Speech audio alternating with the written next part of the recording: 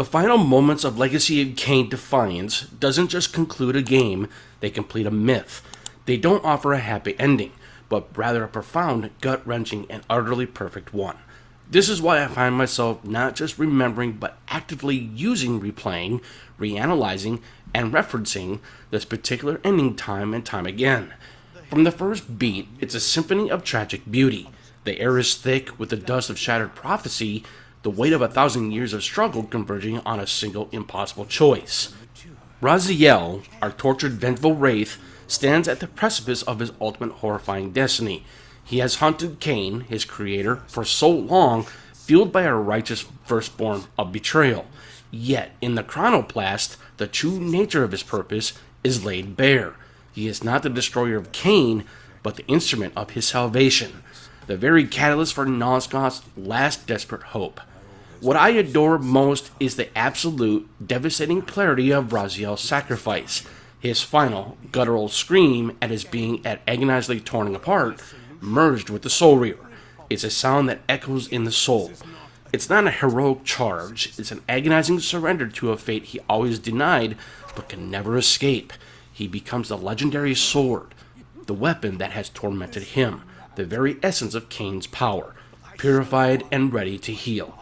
It's a horrifying yet tragically elegant capstone to his existence, a character whose entire arc was propelled by a thirst for vengeance, ultimately achieving redemption through an act of selfless, albeit involuntary sacrifice. There is an intellectual satisfaction in witnessing the narrative Gordian knot tied with temporal threads finally untangled with the blade of sacrifice. Then there's Kain. Throughout the series, he has been a morally ambiguous figure, a tyrant, a monster, but also a philosopher and a survivor. In Defiance's ending, he sheds the mantle of the predestined tyrant and steps into the role of a true, albeit reluctant hero. Raziel's final act, as he plunges into the Reaver, doesn't just empower Kain, it transforms him. Kain doesn't simply survive, he chooses to defy. He understands the profound implication of Raziel's sacrifice, the small measure of hope it affords.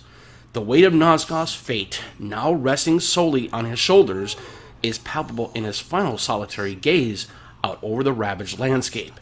He isn't triumphant, he's burdened, embarking on a new, lonely quest for a future that is anything but certain. It's a redemption earned through the ultimate cost, a hero forged in the crucible of loss. Using this ending for me means constantly returning to its thematic depth. It's a masterclass in challenging the notions of good and evil, free will versus predetermined fate. Raziel, the hero, is damned to become a weapon, while Kain, the villain, is reborn as a potential savior. It retroactively enriches every step of Raziel's tortured journey, every cryptic pronouncement of Mobius, every manipulation of the Elder God. It reframes the entire saga, making the player re-evaluate every event through the lens of this devastating conclusion. The melancholic beauty of the score, the sparse, poignant dialogue, the sheer narrative ambition, it all converges into a perfectly orchestrated finale. It doesn't offer neat bows or universally happy resolutions. Instead, it offers a closure of Raziel's arc and a new harrowing beginning for Kain. It's an ending that doesn't just satisfy, it haunts. It lingers in the mind, prompting endless discussions and contemplation about the nature of destiny, the price of salvation, and the enduring power of sacrifice. Because it refuses to compromise on its tragic vision, yet still manages to imbue it with a sliver of desperate hope, the ending of Legacy of Kain Defiance remains, for me, one of the most intellectual stimulating and emotionally resonant conclusions in all of gaming. The ending of Legacy of Kain Defiance isn't just a conclusion, it's a masterclass in narrative culmination, a bittersweet triumph that elevates the entire saga into something truly profound. For me, it encapsulates everything that makes the Legacy of Kain series so compelling.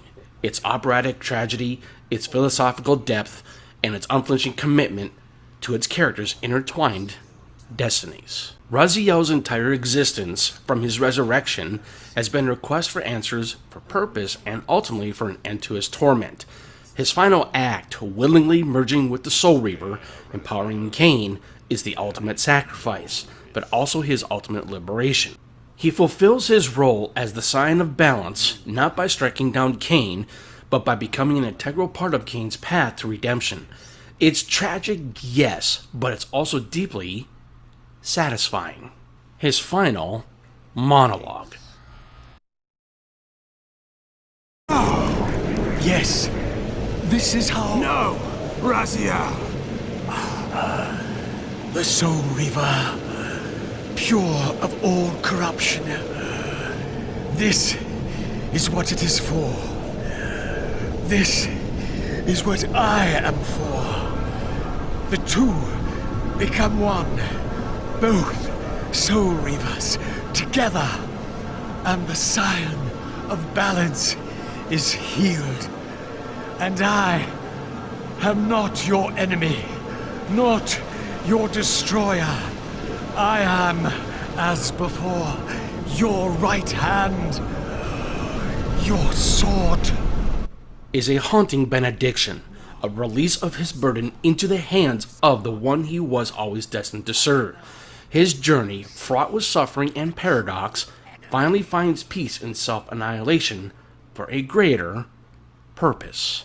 After 5 games wrestling with his cursed existence, his hubris, and his potential, Kain finally accepts his true role as the Scion of Balance. He doesn't just survive, he emerges victorious, powered by Raziel's sacrifice and capable of seeing the future with newfound clarity. His final monologue to the Elder God isn't just a taunt, it's a declaration of war against stagnant destiny, a promise to restore Nosgoth. He stands tall, not as a selfish tyrant, but as a reluctant yet resolute savior. The imagery of him looking towards the vast open world sun rising, or at least the implication of a dawning new era, is incredibly powerful. He's no longer running from his fate, he's embracing it and forging a new one. The ending brilliantly cements the core themes of the series: free will versus destiny, good versus evil, sacrifice, and the cyclical nature of time. Raziel, paradoxically, exercises his free will by choosing to fulfill his destiny, while Kain defies his predetermined damnation by accepting a greater responsibility. The idea that true redemption or victory might require such profound personal loss is a sophisticated take on heroism.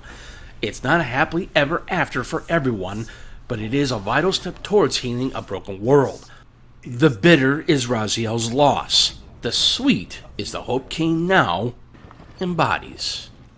After years of time travel, paradoxes, and dense lore, Defiance finally brings a sense of grand narrative clarity.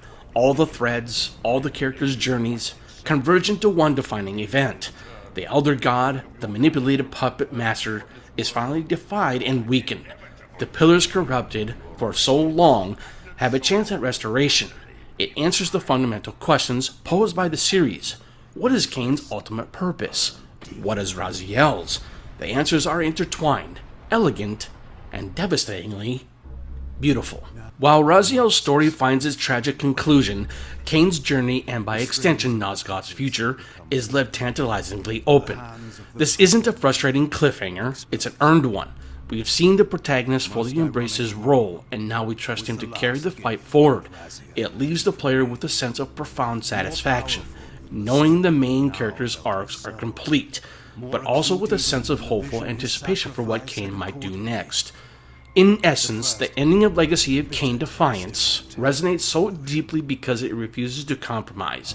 It delivers a tragic yet hopeful conclusion that honors the intricate lore, the complex characters, and the philosophical underpinnings of the entire saga. It's an ending that makes the entire journey worthwhile, leaving an indelible mark long after the credits roll.